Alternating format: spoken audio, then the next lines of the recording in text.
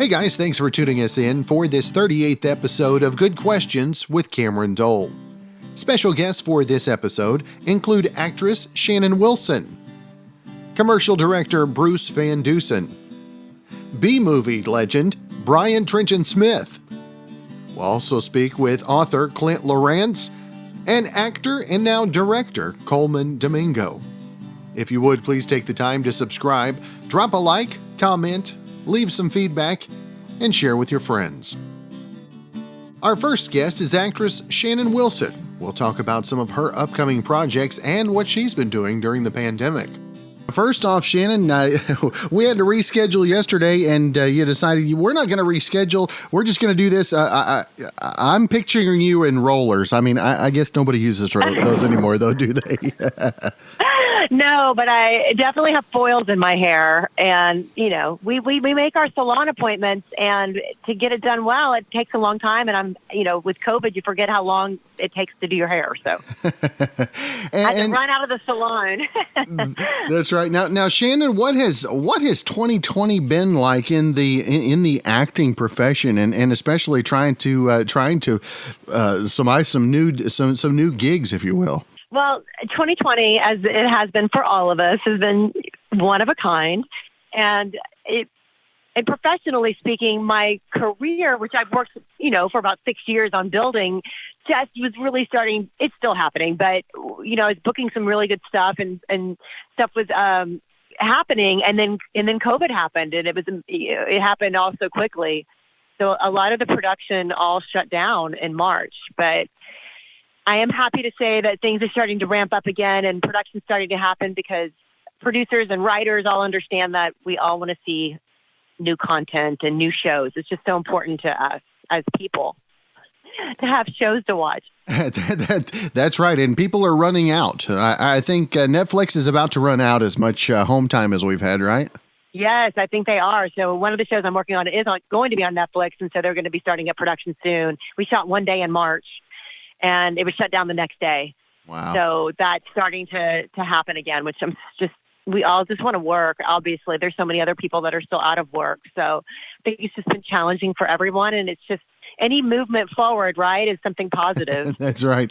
And I was looking at the different credits as you got a lot of stuff that is in the post-production phase. And how on the actress side of it, how nerve-wracking is that waiting for the post-production to be finalized? Well, it's always nerve-wracking because you always wonder what the final product's going to be. And I mean, if you see all that stuff that's on my IMDb is pretty recent.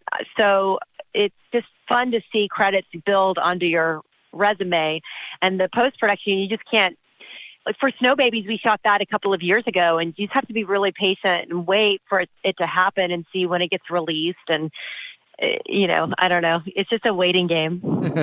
And with some of the stuff that you've worked on so far, who are maybe the folks that have maybe given you the best advice, or maybe the moral support that maybe you needed at that time? Bridget Smith, the director for Snow Babies, that was my first feature film and my biggest booking at the time. And she was just so sweet. You go in, and you're kind of insecure as an actor, and you just want to, it's heavy subject matter. And she would tell me to slow down. I have a tendency to move really fast. I talk fast, and I would put my face away from the camera sometimes. And she's like, no, let them see you, slow down, choose your word, not choose your words, but just slow down and take that all in. And I thought that was really good advice to just kind of slow down and trust yourself a little bit.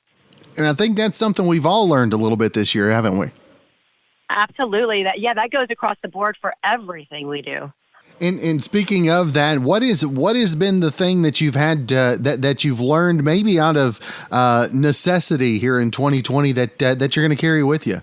That I've learned that just to be in more of a present day mindset. I've learned not to really want more, in a sense, where I just be grateful for the stuff that I have now, for my family. I learned, I grew up, I spent summers in Oklahoma. Oh, really? And you're in Oklahoma, right? Yes, ma'am. Yeah, family was always so important, and we really, I think everybody in general got away from a lot of that family time. So I think I've learned, like we all have, just to slow down, be present, and realize you can't control everything, and just appreciate the time that we have. Does that make it almost bittersweet when you get that call to come back to work? Yeah, that's funny you say that. I have a 14-year-old and a 13-year-old, and I've really been home since March. And it wasn't that I was insanely busy. I've always been pretty resourceful and figured out. I work at QVC sometimes. I've always figured out ways to work. I ran a company for a long time. And my kids, they're excited. I think if anything, Breck, my son, the other day was like, we have a beach house, and I went there and I spent a couple of days there by myself. The kids went back and I stayed, and my son's like, you could stay a little longer. I think they also want to have a little bit of separation, because I came back in, I'm like, why are your shoes by the door? Why, asking questions. So it is bittersweet, but at the same time, I'm not booked up every single day. I don't think I could ever take a job that I'd have to be gone that long. So now, or travel for a long time. Tell us what the latest projects or the most recently upcoming, I should say, projects you have coming. Well, So Babies is released on September 29th, so we're super excited about that, and people can see that. It's SNO Babies. They can see that on Fandango now and Amazon and Apple. And then I shot a feature. I shot a day a couple of weeks ago, but that's kind of still on the down low. But the biggest thing I have coming up is Halston, which is about the 70s iconic fashion designer. Ewan McGregor is playing Halston, and that will be a Netflix limited series. And it's a Ryan Murphy production. He did Ratchet and Glee and American Horror Story. He's just a fantastic producer. And so I landed a part somehow.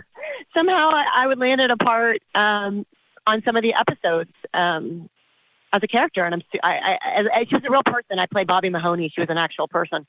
So I'm just so excited about that. Well, that's awesome. And Shannan, if folks want to find out more information about the different things you're working on, social media-wise as well. Yeah, they can go to my website, Shannan, SHANNAN, Wilson.com. And that's my Instagram and Twitter. If you Google my name, Shannan Wilson, it pops up. And check out my IMBD and any support. I'm a late, I guess you would say, bloomer in this industry for acting. So I'm just proof that it doesn't matter how old you are. If you put your mind to something, you can make it happen. There you go. Well, Shannan, it's been great to visit with you. I guess you can go get the curlers removed. The foils out. Yeah, that too. Yeah, I've got to get my hair in shape now that I'm going to be seen. See, before nobody saw me. That's awesome. Well, Shannan, great to visit with you. Hope you have a great rest of your week. Thank you so much. I really appreciate you talking with me, Cameron. Up next is commercial director Bruce Van Dusen. Had the chance to talk with him this afternoon about his new book. Bruce Van Dusen on the line, on the Zoom with us today. I'm still trying to get used to that, Bruce. Thanks for taking the time to be on the show. Thanks for having me, Cameron. Glad to be here. Now, Bruce, you have your voice has been a little bit of everywhere. Folks may or may not realize it. Give us a little insight into maybe somewhere that they've heard your voice before. Well, primarily, as you correctly pointed out, I'm completely unknown to people because I'm a commercial director, and no one sees my name. They see what I do usually as they're leaving to go use the facilities. Which is fine as long as I get paid for it. But one of the things that happens when you direct commercials is you often get involved in the editing of the commercials. And when the commercials are edited, there's always a point at the end where some kind of voice, a man's voice, a woman's voice, the voice of God, or a nerdy voice, or whatever else comes in and tells you the name of the product. Because the assumption being that you're blind and you're watching the commercial, and then tells you that there's a reason to buy the product or underlines that. So oftentimes I would go to editing sessions and the editors would go, "Hey man, you have a good voice. Why don't you lay down that thing that says, Red Lobster's selling deep fried shrimp this week for $12." So I would do that, and then sometimes the clients would wind up hearing that, and they would say, the editor would say, we're about to go re-record, get a voiceover, and they would say, no, that guy's good. That guy's fine. So I wound up kind of defaulting into it. So I do, I've done stuff for banks, and I've done stuff for beers, and I've done stuff for insurance companies, and I did one yesterday for Geico. I'll tell you, it's a double-edged sword, Cameron, because the first booking I got to do it, I thought, I'm going to be the voice of American Express or Delta or something. And I went in to become had booked this session, and it was for NyQuil. And I thought, I'm just curious, why am I doing this? And they said, we're doing a campaign that's based on having people read sort of long, very boring stories.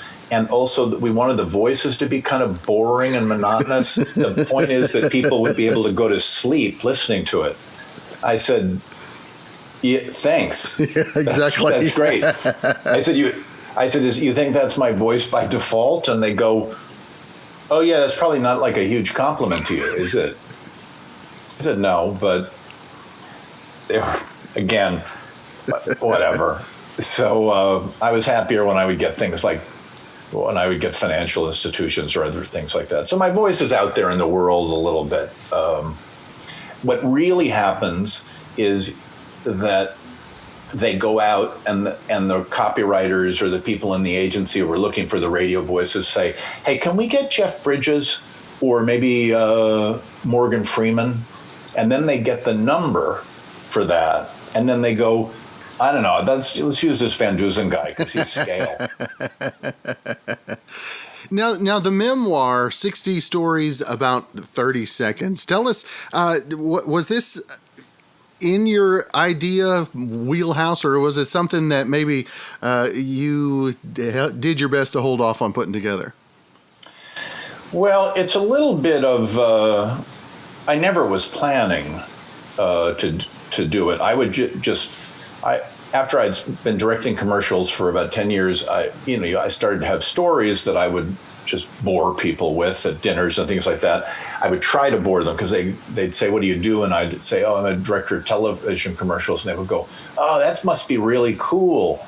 And you go, no, it's not always that cool. And then you'd have stories to illustrate it. But after I'd done it for a couple of decades, 40, 45 years, I had a lot of stories, and I started to write them down, and then it started to turn into just, instead of being little blackout sketches, I started to work them in order, Cameron, so it was a little bit about how I came in as a kid, and I didn't know anything about it, and kind of learned how this business worked. I learned that the business existed, forget about how it worked, and then kind of made a living at it for what turned out to be a long time. Some people who read it, particularly the people in my business, say, oh, you've just committed career suicide now by writing this.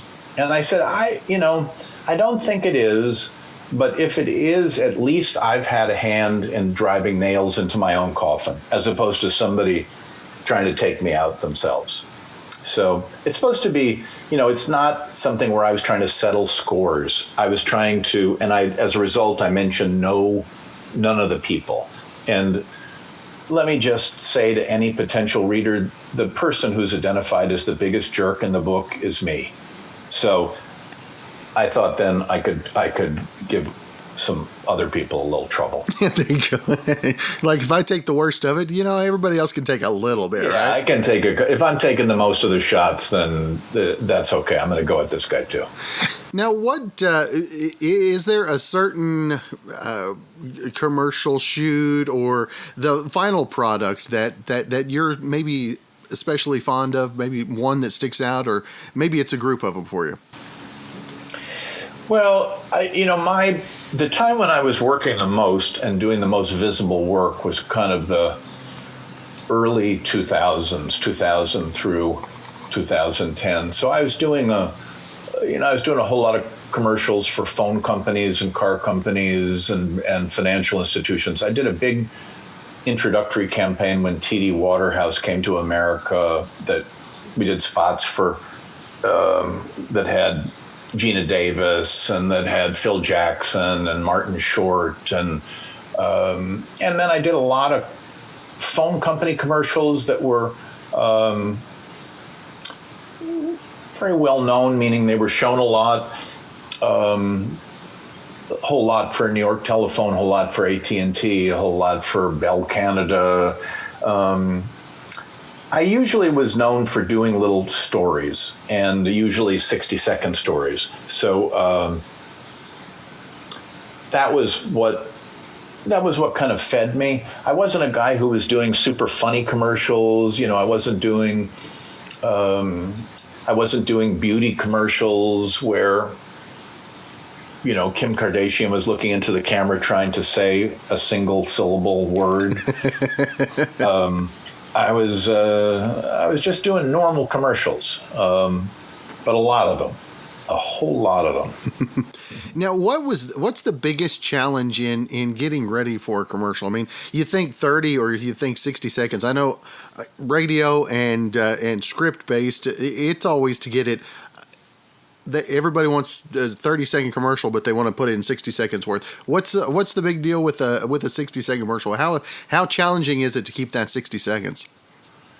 It's as you know firsthand from radio, one of the things that we deal with, and I think radio commercials are also art forms. You know, the writers who put these together and create these stories that you're going to bring to life by becoming the narration of it. You work backwards from a time constraint. So you have to learn to tell a story or convey that message inside of that parameter, that box. There's a skill to that. As you know, there are people who hand you a script and they go, hey, that's good. And you go, hey, that's terrible. I can even just look at it and tell you that it's 47 seconds. That's not going to work. So a lot of times what you're doing in a television commercial is compressing how you tell the narrative. And so you learn little tricks that don't apply in movie making, as I learned. They don't apply in television, as I learned. They're very specific to advertising because they're so short. I think the biggest lesson was that you learn that less is more. When you complicate it and you try to put 10 pounds of shit in a 5-pound bag, there's stuff that just doesn't get in there, right? Mm-hmm. So you gotta, after you've done it a couple of times, you start to realize, oh, that's just too much stuff to put in the bag. And hopefully you also learn, oh, well, I do this for a living, so I can tell you what we're not going to put in the bag, and it's still going to be good. Mm-hmm. Now, who was the biggest influence or maybe the help to you as you first got into the industry? Very good question, because there wasn't anyone. I think I came in with either a great deficit or an incredible advantage because I had nobody who was a mentor or telling me what the rules were. So as a result, when I put it politely, I say, oh, I was naive. I was just a dumb shit. I didn't know what was going on. So when I would try to do something, open a company when I was 23 or walk into agencies and say, this is my work, I didn't realize that what I was doing was just stupid. But I had the confidence that came with not knowing the rules. So I think that helped me a lot, Cameron, because it gave me, I never was looking at any situation as one that was insurmountable because I hadn't had somebody who'd gone before me say, don't bother with that. It's impossible. You can't do that when you're young, or you can't do that when you don't have that kind of commercial on your reel. I felt like I could go out and try anything. And the other thing, great advantage that it gave me was I got to make a lot of mistakes, but I learned from them. Yeah. Yeah, the mistakes. I think my training in radio was much like yours in the business. It was kind of like here's where it goes. You push the buttons, you make the rest of it. And School of Hard Knocks. It's been a long 17 years, but it's a different product now than they saw in 2003. I promise you. 100%. And listen, I feel like what you and I have as a result of that is a completely different kind of knowledge, because it's not something that we've just taken on because somebody told us. We can go, oh yeah, I did that. Mm-hmm. But we've also had the successes that probably would not have come to us in the same way. Right. Or an appreciation for what you got either. Yeah, exactly right. Now, I do want to make sure and let all of our listeners know again where they can find more information about the book and everything else you got going on as well. Easiest two places to go are my website, which is brucevandusen.com. I don't, unfortunately, have a name like Bob Smith, so no one will ever find that, but it's BruceVanDusen.com. And I have that same thing at Instagram, where I kind of post things about events that I'm doing to promote the book and other things, which is Bruce Van Dusen, the numeral 1. Who knew that there was another Bruce Van Dusen who was going to use Instagram before me? The hell is that about? They tried to steal your thunder. Jeez, what is that about? Well, Bruce, it has been great to visit with you. And like you said, going through the book, I love seeing the stories and the goods and the bads, because that's what makes us what we are, right? That's what it's all about, man. Well, Bruce, thank you for your time, brother. Cameron, thanks for having me. Enjoy the rest of your day.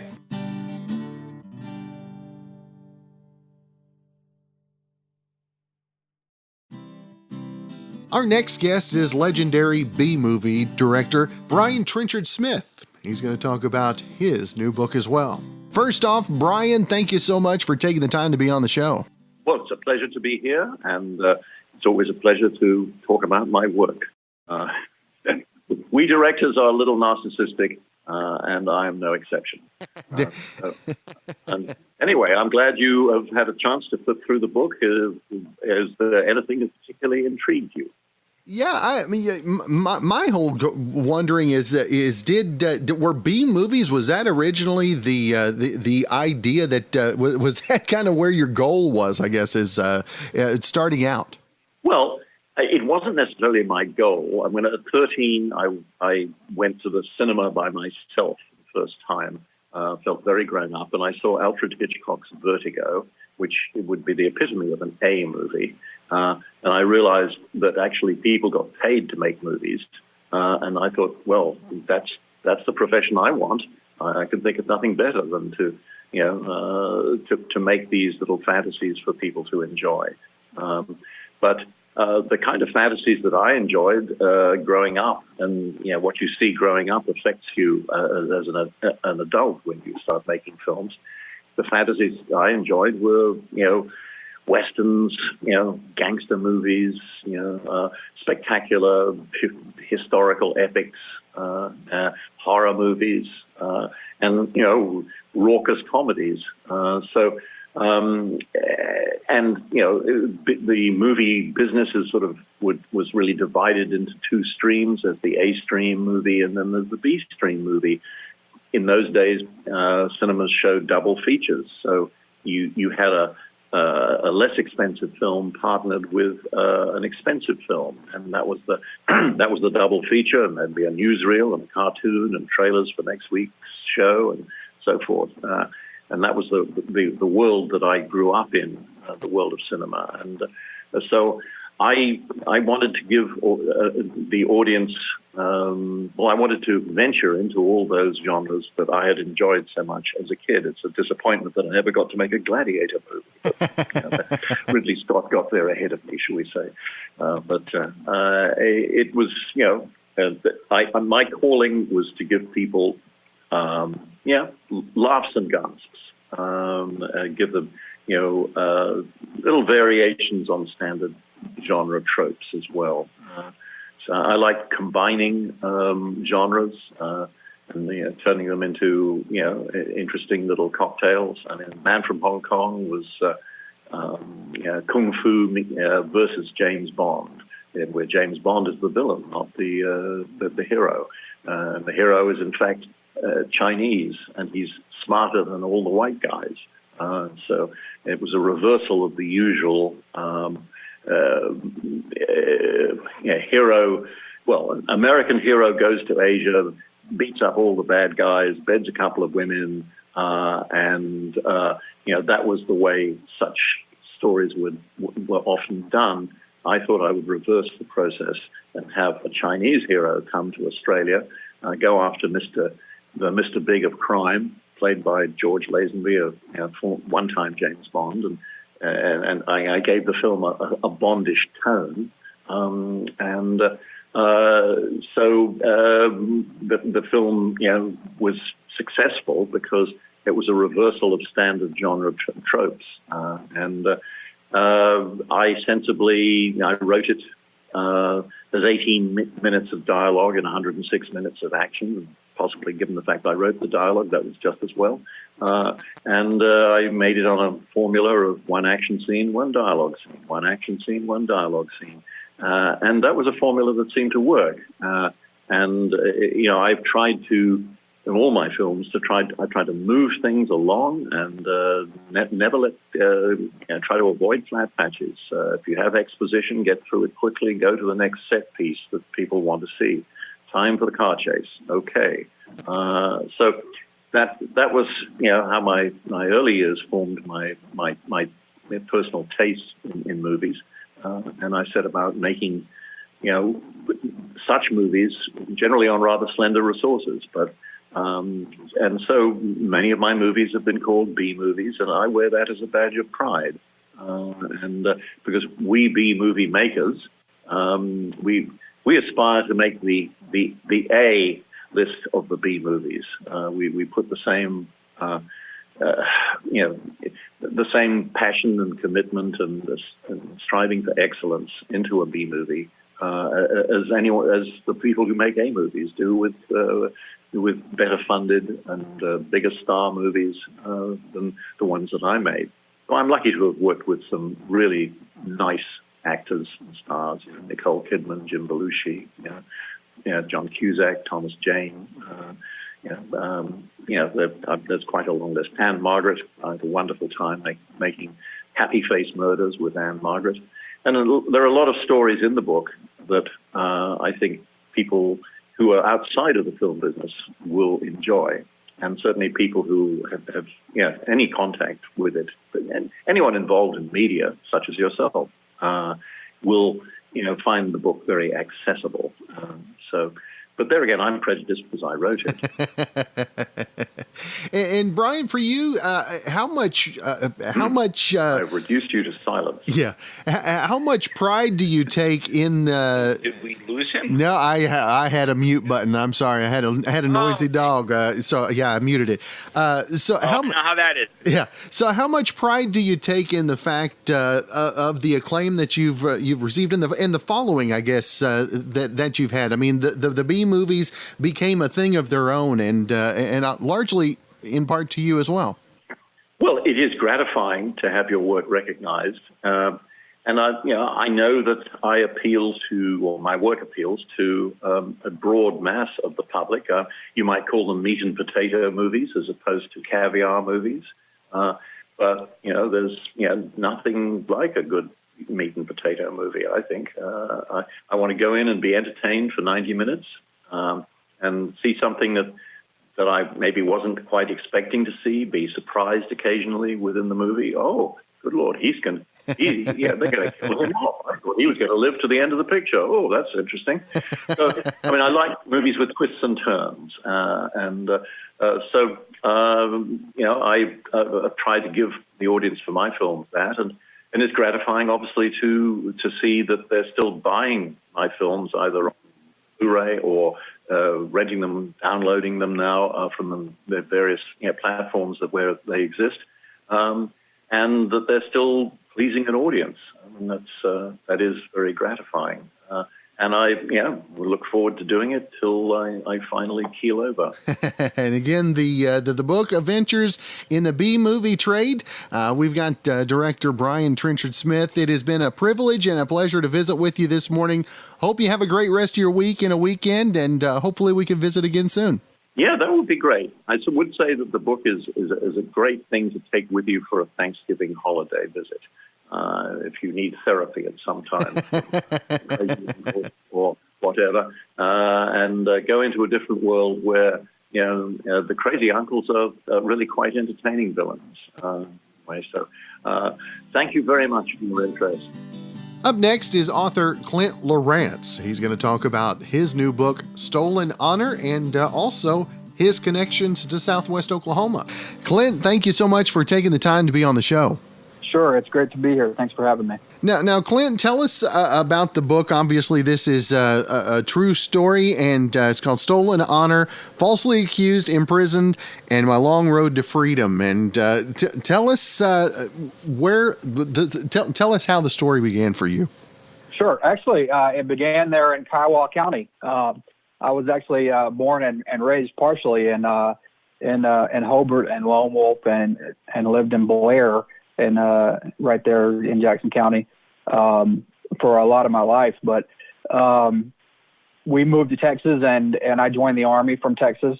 And I ended up in, over the course of several years, I ended up in Afghanistan in 2012.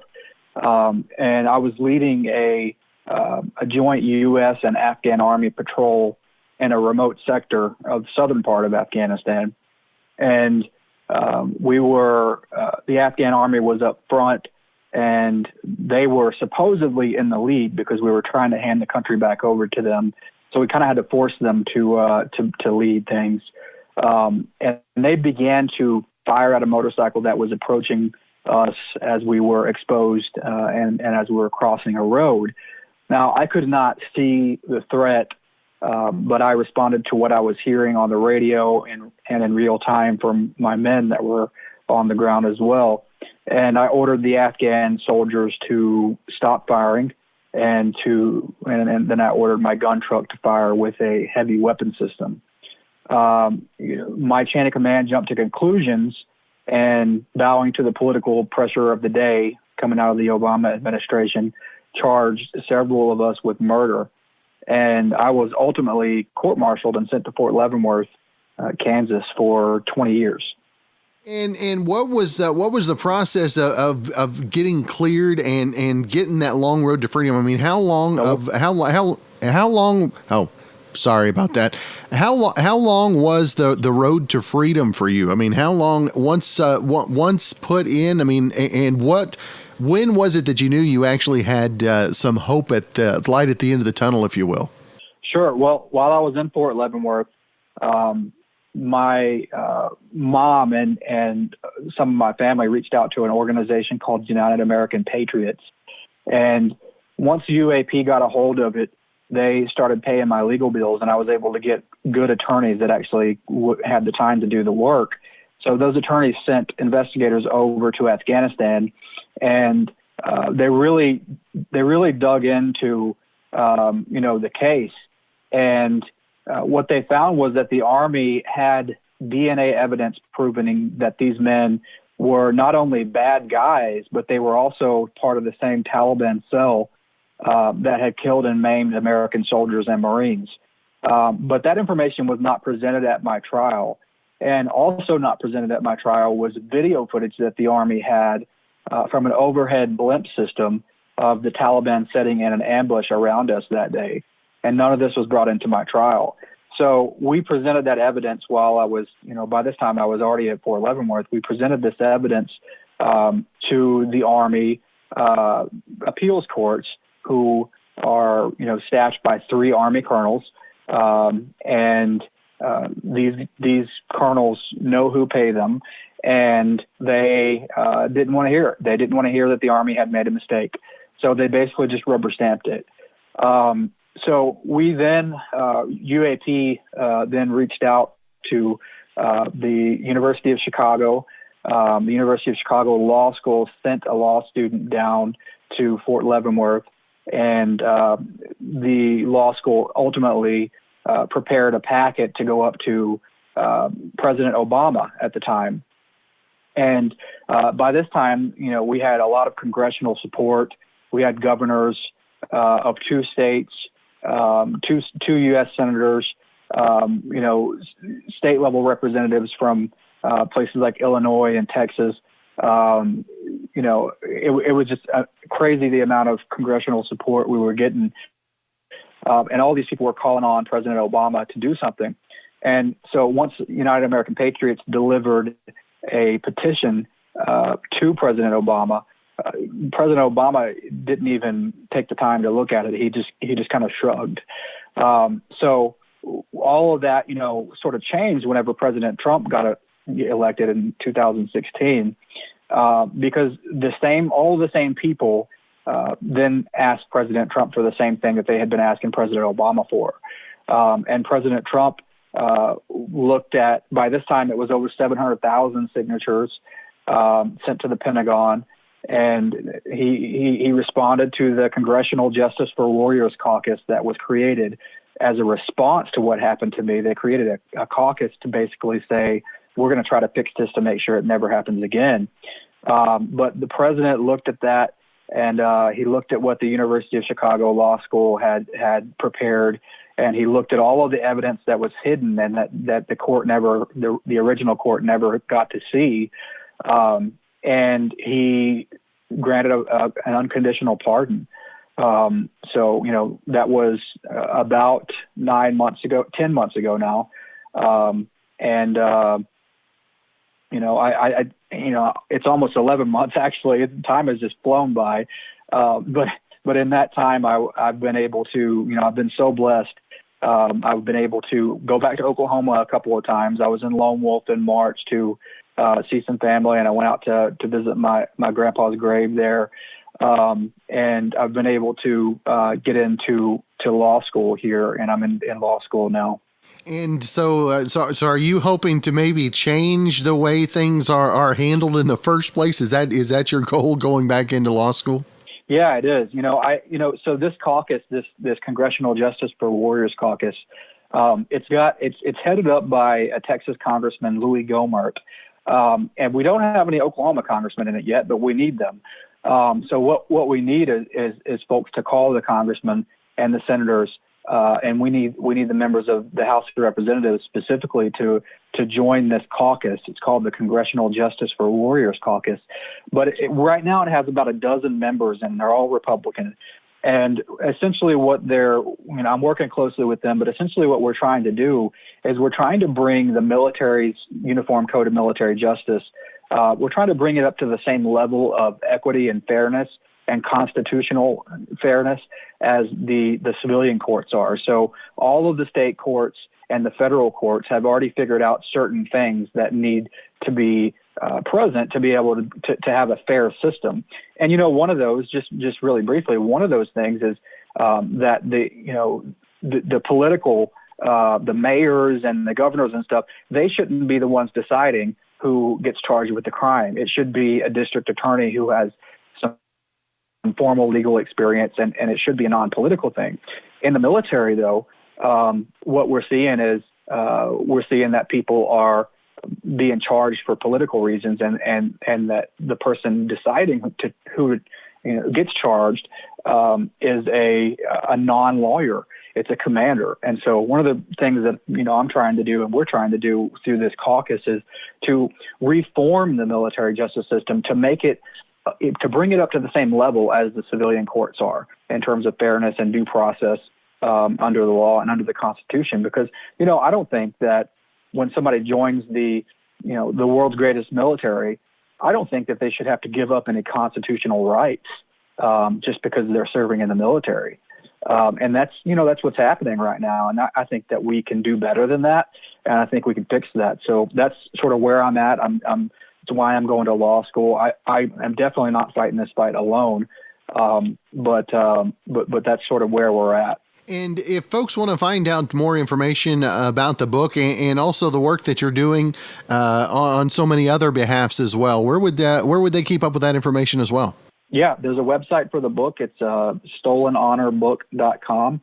And for all the other initiatives that we've got going with all of the partners that we have, you can go to ClintLorance.com. And that has all of our, all the things that we're trying to do right now. And you can keep up with all of that. And we're also on social media. All right. Well, Clint, it's been great to visit with you. I hope you have continued success with the book, and best of luck going into law school, man. You're glutton for punishment, right? It's definitely not an easy thing, but someone once told me that nothing worth having comes easy. So it's definitely something to look forward to, a challenge.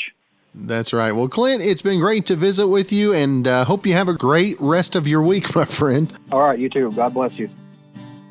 And our final guest is actor and now director Colman Domingo, making his directorial debut this Sunday on Fear the Walking Dead on AMC. Like I mentioned before we came on the air, excited for him because this weekend marks his directorial debut there on Fear the Walking Dead. We've got Colman Domingo on the line, and first off, Colman, thank you for taking the time, my friend. I appreciate you having me. How you guys doing? Doing well, and the Fear the Walking Dead, I mean, how blown away are you by the way this whole franchise, just the fan reaction and participation socially as well? I had no idea it was coming. This is now 6 seasons in for me, and it's been a gift that keeps on giving, to be honest. I took the role because it was something that I didn't feel like I understood how to do, and I'm drawn to things that I'm curious about. And it's been the journey of my life. I mean, come on, I've lived in LA and Mexico and now in Texas because of the show, and I'm directing on it. I feel such a part of this genre. And it's a genre that I think is just, really just shining a light on who we are as human beings. I feel like it shows who the best of us are and the worst of us, and with this really interesting genre. So I'm happy to be on this ride, man. And Colman, there's folks out there, and I was one of those. It takes a while because they just can't get past the idea of the storyline. But beyond that, not the storyline, but what it's about. But beyond that, I mean, what people, yeah. Well, that's the thing. I always tell people that, anyone who says, "Oh, I can't get into the gore or the zombies," I think it's something that they're afraid of. And I'm like, don't worry about it. Actually, it's actually more like it's actually a family drama with some sort of zombies that are just getting in the way. That's all it is. But it's really about the humans and what happens to us and who do we become. And I think that's a very interesting, examination. I feel like, we've all been through this and still going through this pandemic, that where we're examining who are we? Who are we at our best selves? And I think that's what the show's always been about. And what happens when things go awry? And how do we find love? How do we find family? How do we find agency in the world and move forward in a loving, joyous way? So that's what the show's actually about. There's just some zombies in there for fun. and Colman, I like what you said there. You talked about being introspective and we're not real happy with things around us. But, it sparked a thought for me is that, a lot of times whenever we're poking at other people, it's because we're seeing things about ourselves we don't like. And I'm sure that's what a lot of us, unfortunately, are going through at this time.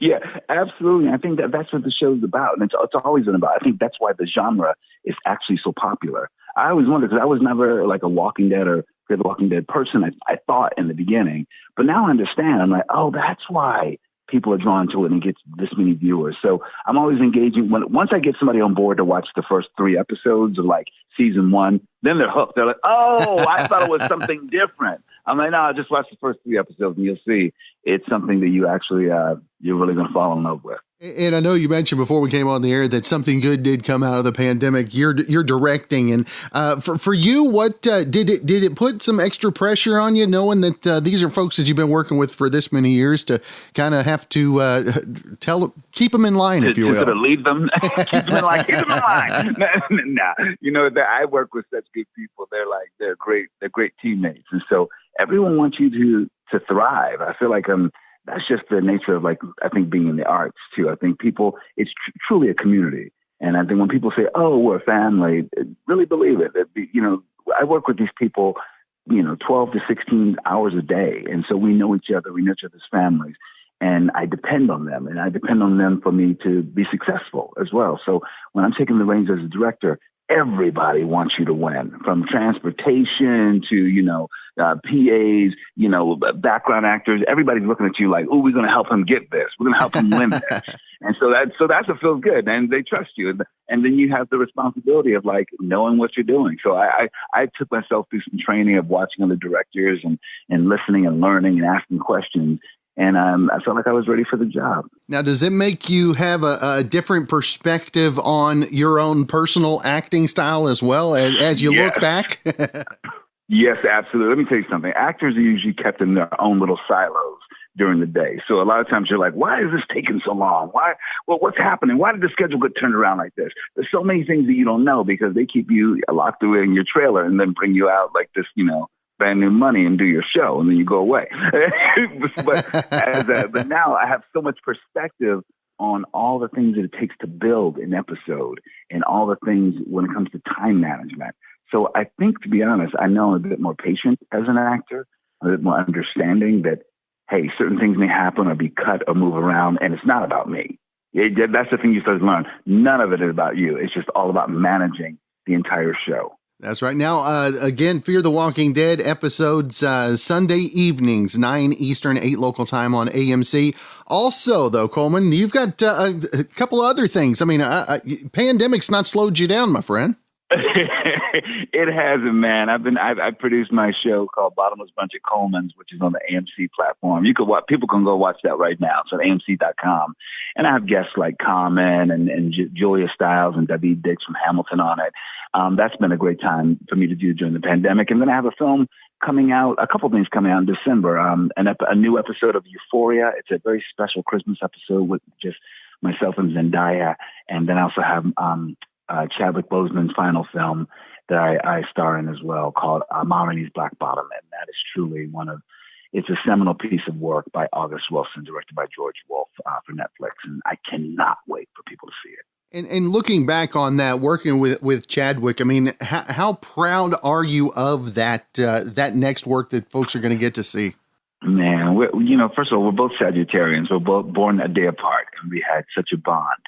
And we were ready to we were ready to rehearse the film, do the film, and then promote the film. So it's kind of bittersweet, to be very honest, because you feel like you created a piece of work together so intimately, and you want to get it out into the world together. And so it feels like a different responsibility. And I'm so proud of the work that's there. And I know that Chad was proud of it as well. I spoke to his wife at his memorial, and the first thing she said was it was a piece of work that he was absolutely proud of more than anything. So for this to be his signature final film, I feel so proud to be a part of it. And, it's the things you hope to be used as an artist, be a part of someone's legacy, their dream. And I feel like we did it, and we did him justice as well. And I felt like I did myself justice too. There you go. Well, again, Fear the Walking Dead, Sunday evenings, 9 Eastern, 8 local time on AMC. Also, Euphoria, the Ma Rainey's Black Bottom, many other things coming up. Colman, I want to make sure and let our listeners know where to keep up with everything social media-wise as well. Yeah, man. You can find me. I have a weird handle on Instagram called King of Bingo. Don't even ask what it's about. But no judging here. Bingo, but it's lucky. King of Bingo on Instagram and on Facebook and Twitter. I'm just Colman Domingo. There's no Ian Colman ever. Just Colman Domingo. and then I have a website, colmandomingo.com, where you can find out more fun things about me. And I respond to people too. Just know that I love engaging with fans and people who are talking about art and interesting things, politics, you name it. So I'm not afraid. Bring it on. Talk to me. There you go. Colman, it has been truly a privilege and a pleasure to visit with you this morning. Hopefully we can catch up again real soon. Continued success, and have a great rest of your week, brother. Thank you, brother. You take care. Thanks again for joining us for this 38th episode of Good Questions with Cameron Dole. If you ever have a comment, question, or anything else you'd like to know, find me on Instagram, Twitter, and Facebook at GQ with Cam. If you'd like to help out in the funding for this podcast, feel free to click the support tab and follow the instructions. If you have a special guest idea, feel free to email me, gqwithcam@gmail.com. We'll see you tomorrow for episode 39.